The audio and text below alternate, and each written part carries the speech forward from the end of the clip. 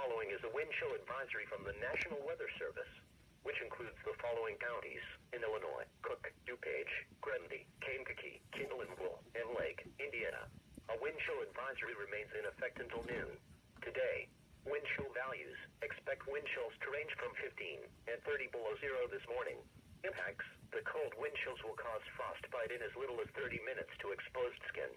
A wind chill advisory means that cold air and the wind will combine to generate low wind chills. Frostbite and hypothermia can occur if precautions are not taken. Make sure you wear a hat and gloves.